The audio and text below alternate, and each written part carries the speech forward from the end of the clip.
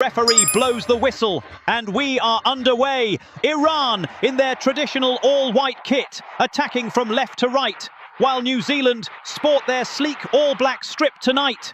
Early possession here for Iran. Ghoddos spots the run.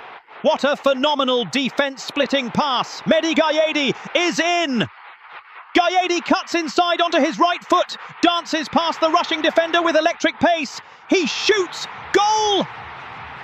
Iran takes the lead in the 19th minute. Sarpreet Singh turns beautifully into space. He's looking up, driving toward the Iranian box. He unleashes a fierce strike from 25 yards out. Singh shots.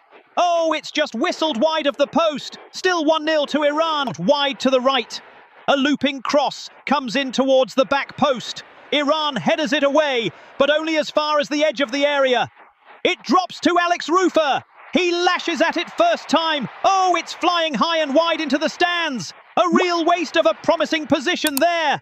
The bounce was a bit awkward, but if he had just taken a split second as they win a corner kick down the right flank, the big men are coming up from the back. It swung deep into the 6-yard box. Header from Wood, saved by Beranvand. But the ball is still loose in the box. Another close-range shot, and Beranvand saves it again.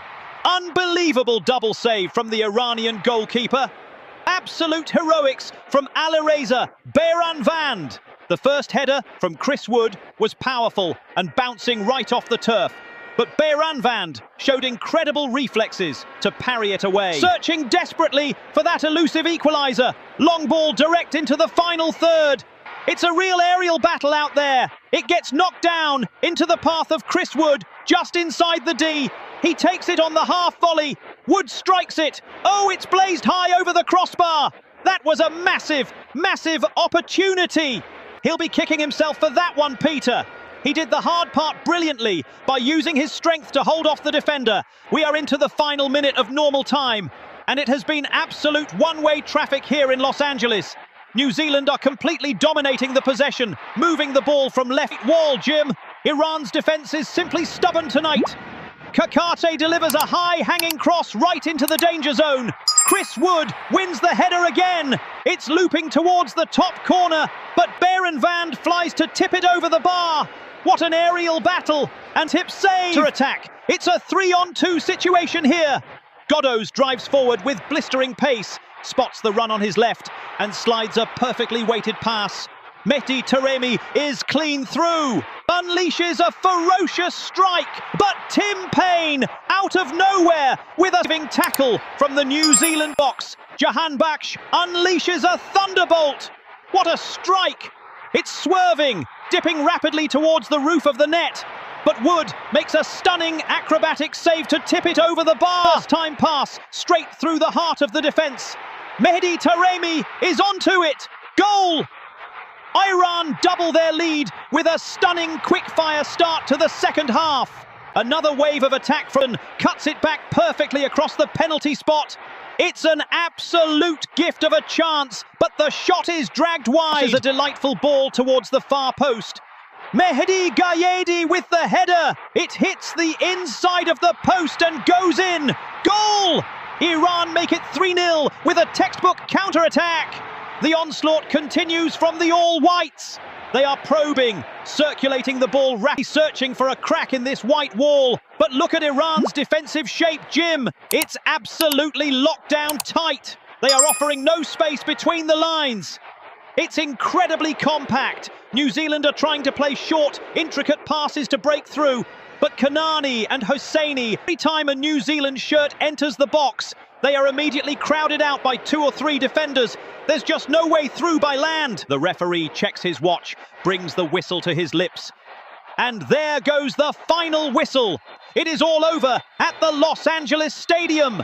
A thoroughly professional, clinical performance from Team Melli. Full-time here in Group G. Iran 3, New Zealand 0. Have you ever seen a World Cup match where one team arrives carrying the hopes of an entire nation while the other arrives with absolutely nothing to lose? Because that is exactly what is about to happen when Iran faces New Zealand at SoFi Stadium. On paper, many fans will glance at this fixture and immediately skip past it. No Messi, no Mbappe, no Brazil, no Spain, just Iran versus New Zealand. But that might be the biggest mistake anyone makes at this World Cup. Because hidden beneath the surface is a game packed with pressure, emotion, and potentially huge consequences for the rest of the tournament. One team believes they can reach the knockout stage. The other is determined to prove they belong among football's elite. And by the end of 90 minutes, one dream could already be hanging by a thread. Welcome back everyone. Today we are breaking down one of the most fascinating underdog battles of the FIFA World Cup 2026, Iran against New Zealand. A match that may not have the star power of some other games, but could end up delivering one of the tournament's most important stories. Let's start with Iran. For years, Iran have quietly been one of Asia's most consistent football nations. They don't always get the headlines. They don't always attract the attention. But when the World Cup arrives, Iran almost always shows up ready for a fight. In qualification, they built their success on organization, discipline, and one of the strongest defensive records in Asian football. While other teams focused on attacking flair, Iran focused on making themselves incredibly difficult to break down. And that approach worked. They conceded very few goals, they frustrated opponents, and they repeatedly found ways to grind out results. That's what makes them dangerous. Not because they dominate possession, not because they score 5 goals every game, but because they know how to survive pressure. They know how to win ugly. And in tournament football, that skill can be priceless. Think back to previous World Cups. Iran has a history of making life miserable for teams that underestimate them. They defend with intensity, they stay compact, and they force opponents into mistakes.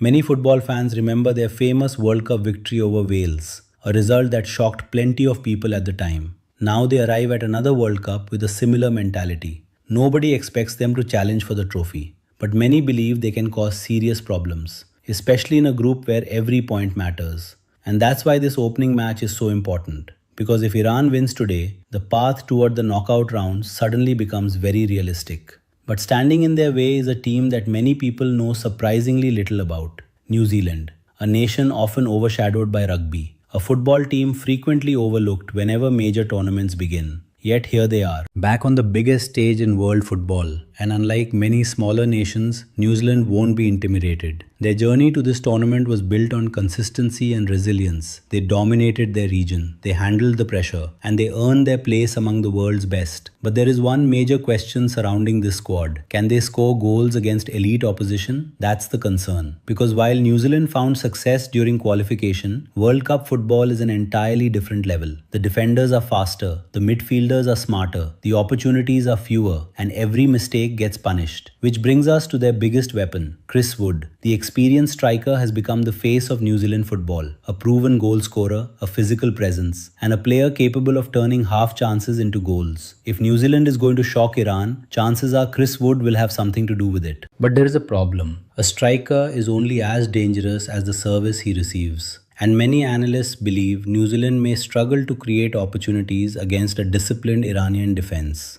That's where the real battle begins. Can New Zealand get the ball into dangerous areas? Can they create enough chances? Can they find a way through one of Asia's toughest defensive units? Or will Iran simply suffocate the game and take control? The answer could decide not only this match, but the future of both teams in the tournament. And there is another fascinating layer to this story, because New Zealand's recent performances have been difficult to evaluate. On one hand, they defended admirably against stronger opponents. On the other hand, their attack has often looked blunt. There have been matches where they struggled to create clear chances. Matches where they spent long periods pinned inside their own half. And now they're about to face a team that specializes in exactly that kind of pressure. Iran won't panic. Iran won't rush. Iran will patiently wait for mistakes. And eventually, those mistakes tend to come. But football has a funny way of ignoring logic. World Cups are filled with surprises, filled with moments nobody predicts, filled with underdogs who refuse to read the script.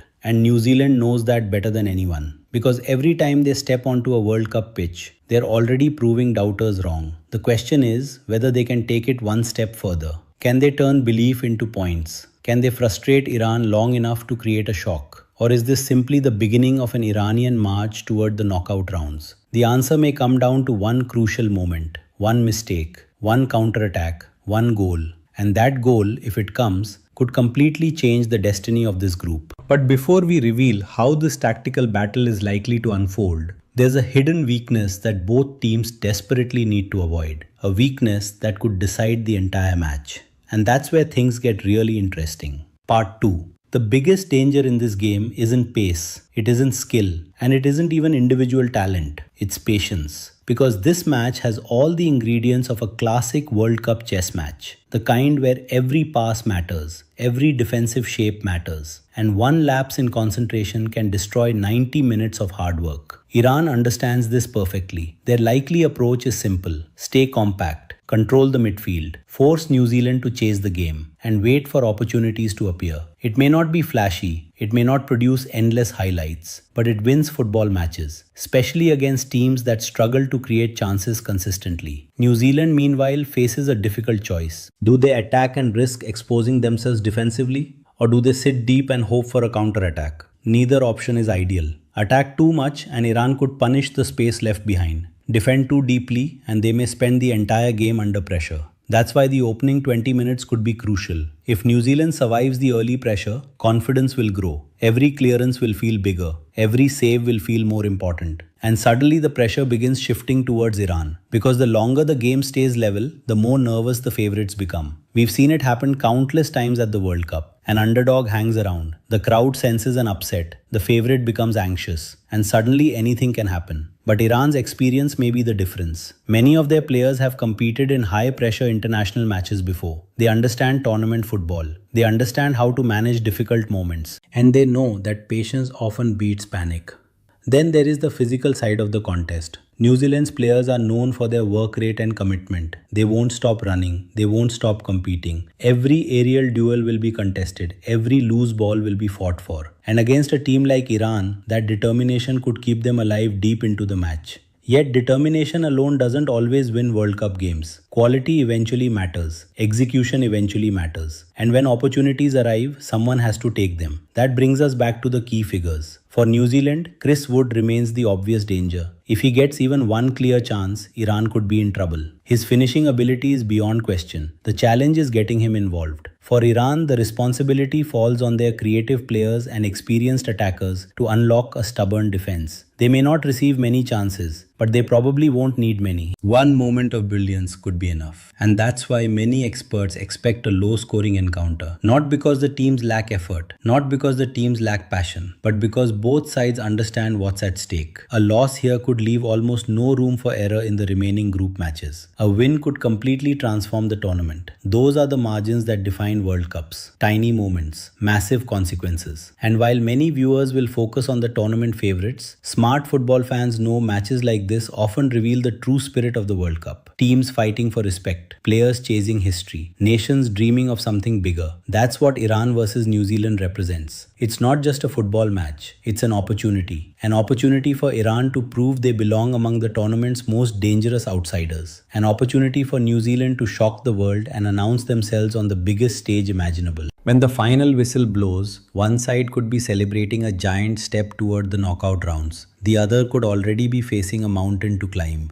And that is why this game matters far more than many people realize. Because sometimes the biggest World Cup stories don't come from the biggest teams. Sometimes they come from the matches nobody expected to matter. Iran versus New Zealand might be one of those matches. As the second half approaches, the tension surrounding this match only grows stronger. Because for both Iran and New Zealand, this isn't just about 3 points. It's about survival. It's about momentum. And it's about proving that they belong on football's biggest stage. Imagine the situation if the score remains 0-0 after an hour. Every tackle becomes more important. Every misplaced pass feels like a disaster. Every attack suddenly carries enormous weight. That's where tournaments are won and lost. Not necessarily through brilliance, but through composure.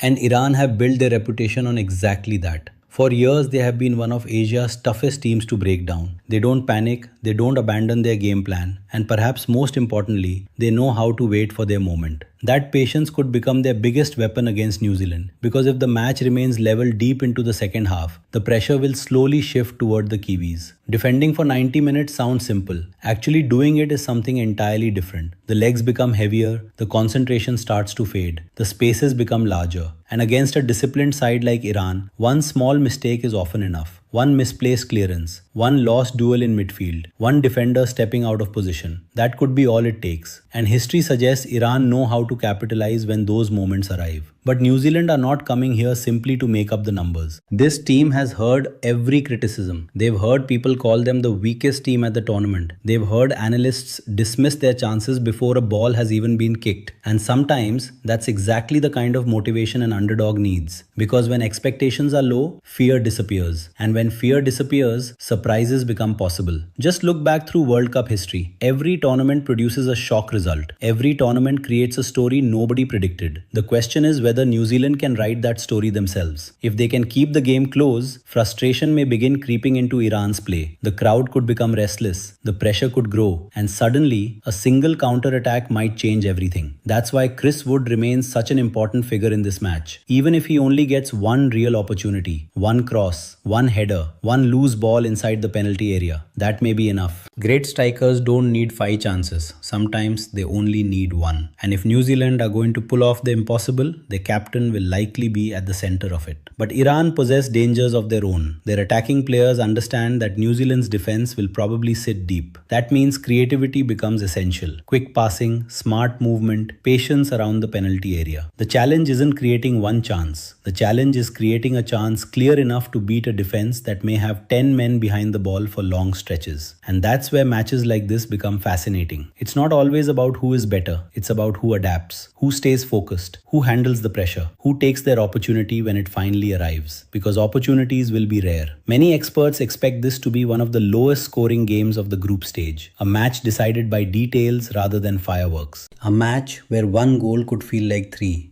And honestly, that makes the stakes even higher. Imagine Iran scoring first. Suddenly New Zealand are forced to abandon their defensive shape. They must push forward. They must take risks. And those risks could open the door for a second goal.